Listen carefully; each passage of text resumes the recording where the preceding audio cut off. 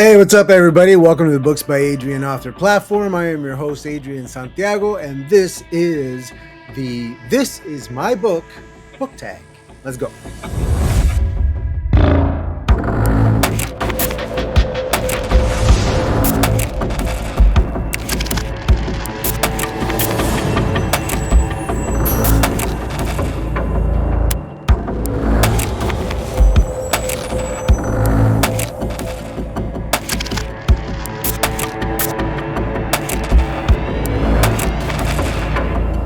All right, everybody. So this tag was created by the Yum Discord server, Yum YouTube Ultimate Masters.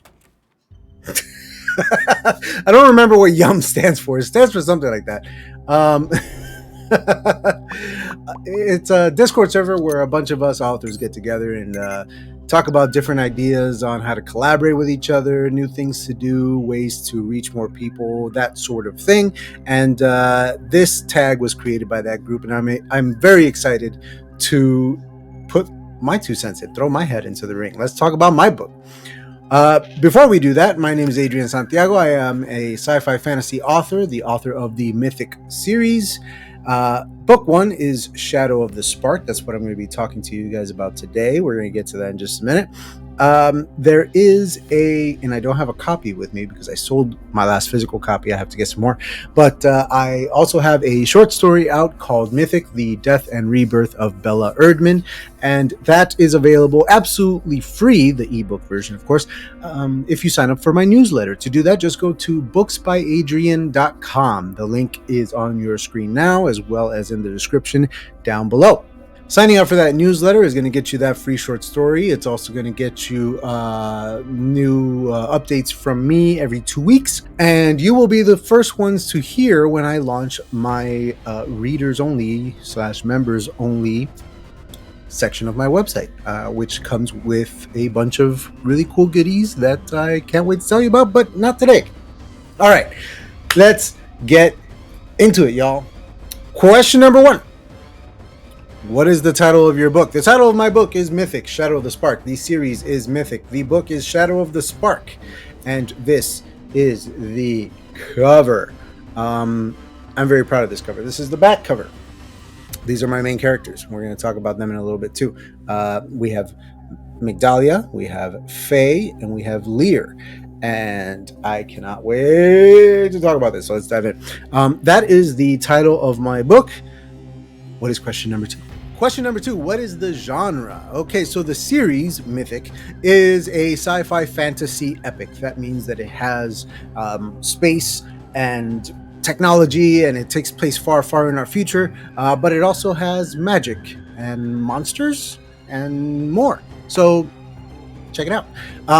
In addition to the series being sci-fi fantasy, the first book follows a crime thriller kind of storyline. I used to describe it as a murder mystery, but that is inaccurate because it's not just about the murder, but it's also about all the corruption in the city and you know, the powerful people and what they do and like all that kind of stuff. So there's layers to it. So I'm going with crime thriller these days. All that to say that this series as a whole is a genre bender because yes, you have the sci-fi fantasy that permeates through all the books that are forthcoming, but each individual book will also follow its own kind of plot structure. Again, this one being a crime thriller. So if you like crime thrillers, if you like sci-fi, or if you like fantasy, you're going to find something to love in this book. Check it out. What's question number 3? What inspired you to write it? Okay, so I've told this story before on my channel. If you've heard it before, I apologize. I know you're sick of hearing it. But for those of you who are new, which is the whole point of this, by the way, is to reach new people. What inspired me to write it? I had a very powerful, influential, impactful mushroom trip a few years back. It was one of those experiences that just fundamentally changed me as a person, as a man, as a husband, as a father. I came home that day different, and I thought about that mushroom trip and the truths hidden within it for well over a year of just development and introspection, and to this day I still think about it. But all that to say, I was inspired by that mushroom trip, by that experience. I wanted to share it with people, but I don't like writing about myself. I'm not very autobiographical. I don't like yapping on and on about myself. Current video excluded. So anyway, I decided that if I was going to talk about it, I was going to give my story to a fictional character and just make it a work of fiction. So I started writing the short story. And by the time I finished the short story, I realized a couple of things. Number one, it finally gave me a home for a character that has lived rent-free in my brain for many years. So I'm very excited to have her with us in this story. But in addition to that, I also realized this is a novel. So I just kept writing. And when I was about halfway through the novel, I realized this is a trilogy. And then I published the book and I started writing book 2. And by the time I started writing book 2, I realized, oh, there's 5 books here. This is a 5-book series. So it kept growing. I pray it doesn't grow any further than that. That's what inspired me is a crazy mushroom trip. And if you would like to know more about it, you simply have to sign up to my newsletter at bookseller.com and get the free download of The Death and Rebirth of Bella Erdman, and go check it out. I hope you enjoy it. Question number 4. Is your book self-published or traditionally published? The short answer is my book is self-published. The long answer is I didn't want to give up creative control over what goes into my book. I wanted to have a say in what my cover was going to look like. I wanted to have as much control as possible and hopefully reap as much of the rewards as possible as well, as traditionally published authors get a smaller percentage of sales than self-published. Of course, traditionally published authors might sell more in the long run, maybe, but those are usually the bigger guys, and I might get there on my own. Who knows? Anyway, it's self-published, but it is available wide. It's available pretty much anywhere. You can get both the ebook and the paperback copies from Amazon. You can get them both from Barnes & Noble as well. You can get them in your libraries. You name it, you can find them. There's a universal book link in the description down below, and that's going to take you to all of the available booksellers, including signed, personalized copies available through my website directly. So go to booksbyadrian.com to get your signed, personalized paperback copy. Question number 5. What do you love about your book? Where do I start? I love the characters. I love the genres. I love that I finally finished writing a novel, for one. That's a big one. What do I love about my book? That's such a vague question. I wish it was more specific. I love that when people read it, they can send me messages and tell me what they think about it, good, bad, indifferent, whatever. I want to hear it. I want to know how you feel. I want to know what you think. I want to know what questions you developed through reading it, what theories manifested in your little brains, where you see it going, what you think is happening. Because this being the first book in a series, there's a lot of unanswered questions in this first book, because I intend to get to them throughout the series. So anyway, that's what I love. I love the discussion around it. I love talking to people who have read it. I love that people can read it at all. I love that it's mine. I love that it came from me. There's weird shit in this book. I'll tell you right now, I'm a weird dude. There's weird shit in it. So read at your own risk, but I just hope that makes you want to read it, to be perfectly honest with you. I probably should have put this in the genre maybe, but keep in mind that this is an adult book. It is not for kiddies. There are open door spicy scenes within, in addition to the violence and drug use and adult language, all of the above. Not for kiddies. What's the next question? Question number 6. What other books does yours resemble? Well, Due to the genre bending kind of element, there aren't too many that I can point you towards. There aren't many books that I have read anyway that resemble this book. I'm sure that there are books out there that resemble it. I haven't read them. Because of that, I am going to tell you things that are like it, but they themselves might not be books. For example, number one, my book gets most closely compared to the first season of Altered Carbon on Netflix, starring Joel Kinnaman. That first season is fantastic. Check it out. Wasn't a fan of season 2, but that's fine. Anyway, season 1 of Altered Carbon is taking place in a far future on a sci-fi world, and it follows a crime thriller detective kind of story. And because of that, people compare my book to that show. It was a show that I loved while writing this book, so yes, some of that influence is definitely in there deliberately, absolutely.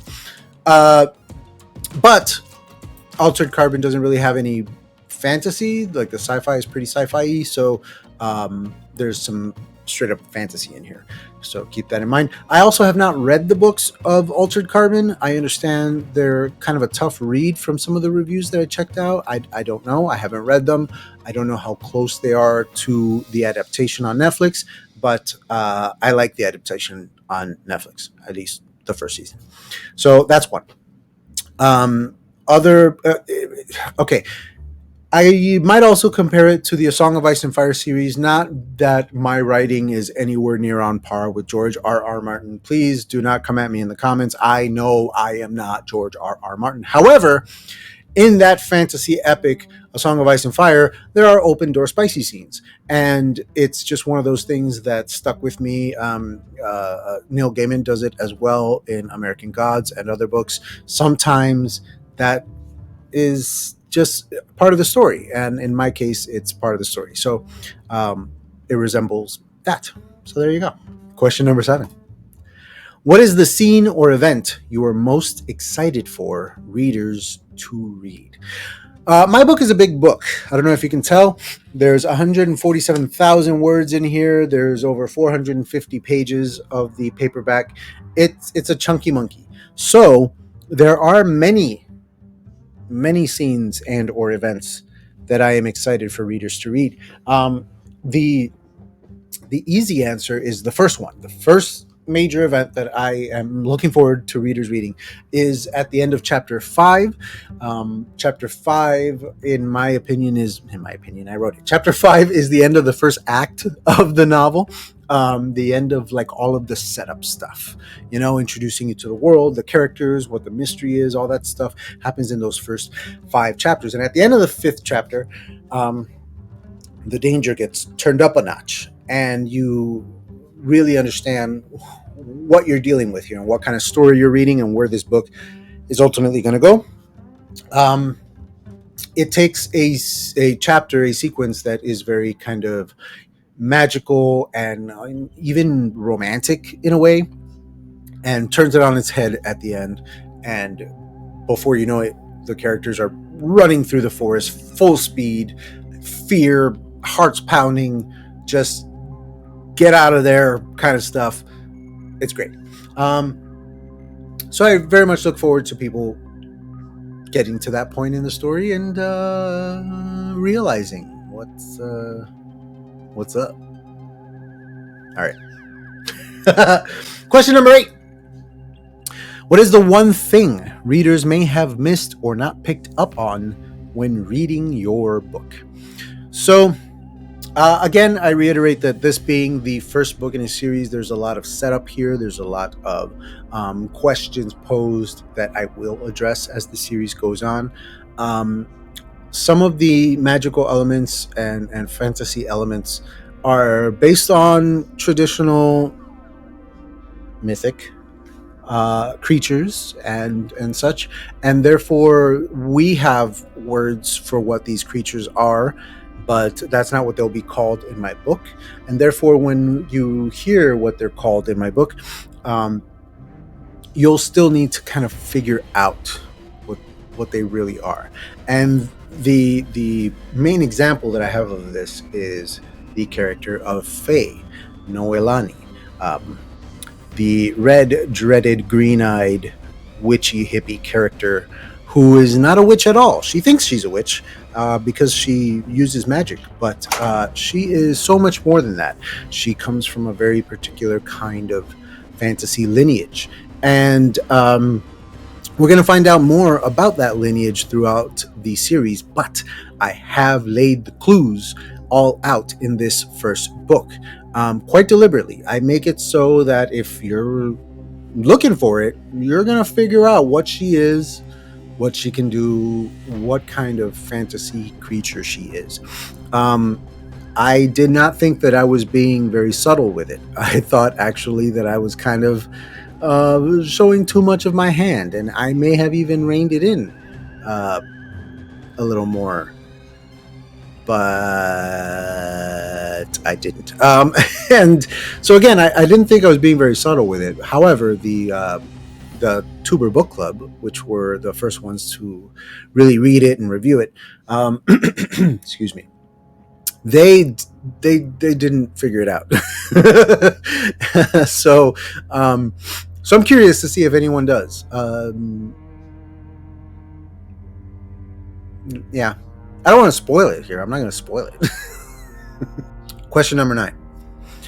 How much, if any, research went into your book series? Well, I did do research. I did some science research. I did some mythology and fantasy-related research. I definitely did some serial killer research. This book is phenomenal. This one is The Method and Madness of Monsters by Peter Vronsky. I also read several other books on serial killers and detective procedures and things like that. I then had to go ahead and update detective procedures, for example, because it's sci-fi and it's set in the future and there's new technology and that kind of stuff. But I did as much research as I possibly could, I think. And then there's a point I find that research becomes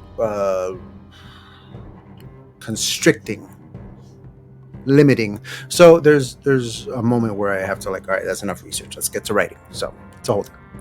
But yeah, I did some research. Was your story set in let's go back.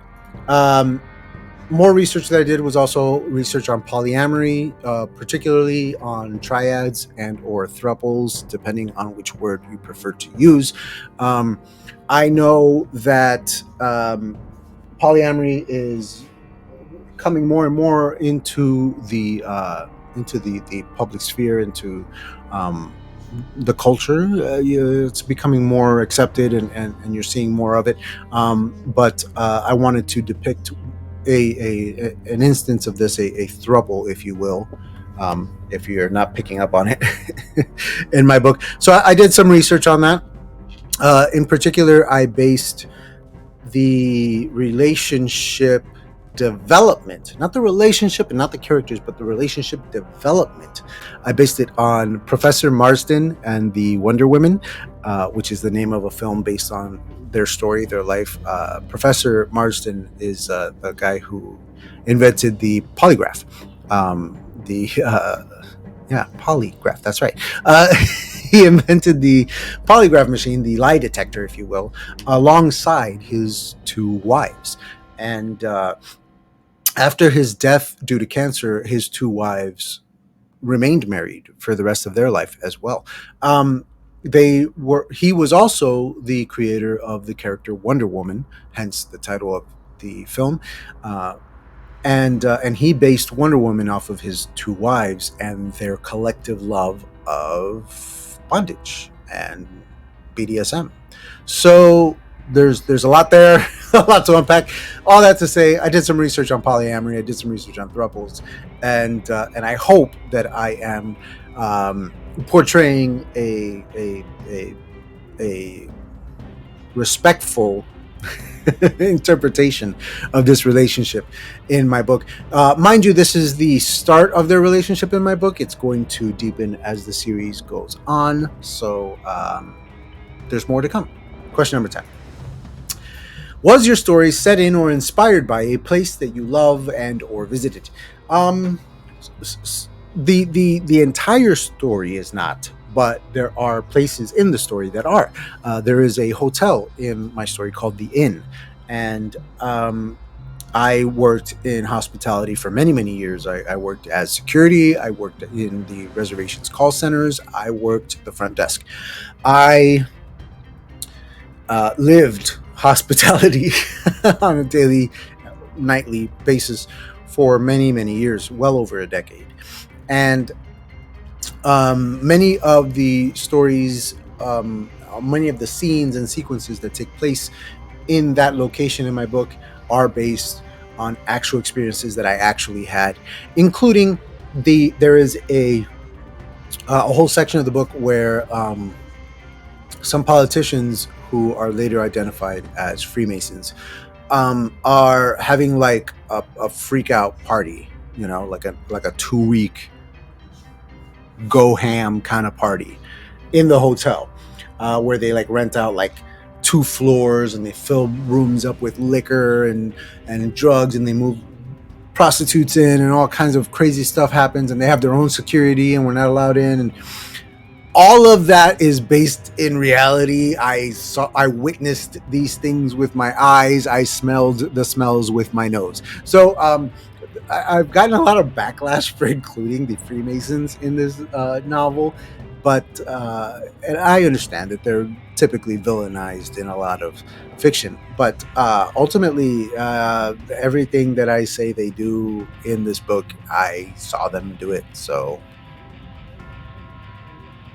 right, what you know, right? Also, um, no, I'm going to leave it at that. Question number 11. What in your book comes from writing what you know?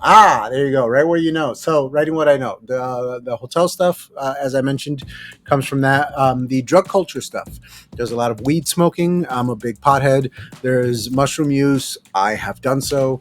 There is sensory deprivation tank sequences in here. I've done those. There's a lot of writing what I know from it. Lear, the main Latino character, I am Latino. I'm not quite as handsome as he is, but yeah. And he has a younger sister. I have a younger sister. They're dynamic. I felt like I knew how to write it because I have my own sister. Things like that come from writing what I know. The main character, Migdalia, is not entirely based on my wife, but aspects of her backstory are based on my wife's history. And Faye is not based on any one person, but she's kind of an amalgam of a lot of people. So write what you know.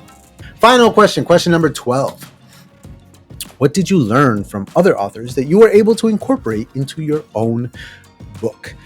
Okay, so George R.R. Martin is one of my favorite authors. I love his point of view chapters in A Song of Ice and Fire. I adopted the point of view chapter format as he does it into my book, and just try my best to do it justice because I freaking love those books. So there's that. Also, I am a big fan of Neil Gaiman, and one of my favorite books of all time is American Gods. Look at this beautiful, beautiful book. I freaking love this book.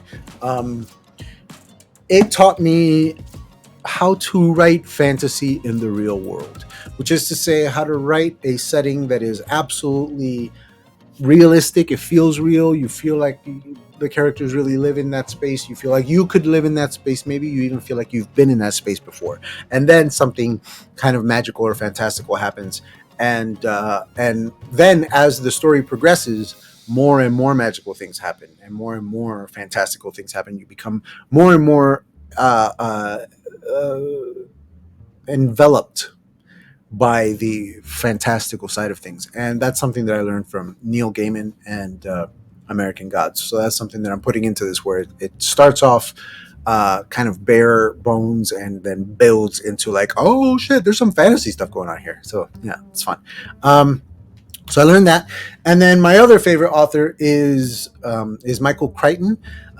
He writes science fiction for the most part, and wrote science fiction for the most part, RIP.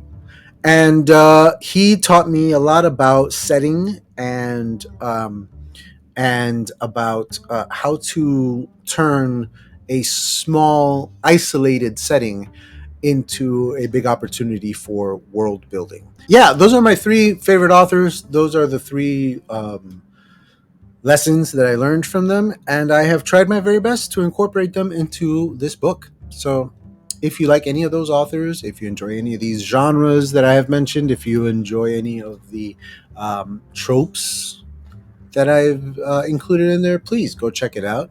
Mythic Shadow of the Spark, books.by adrian.com.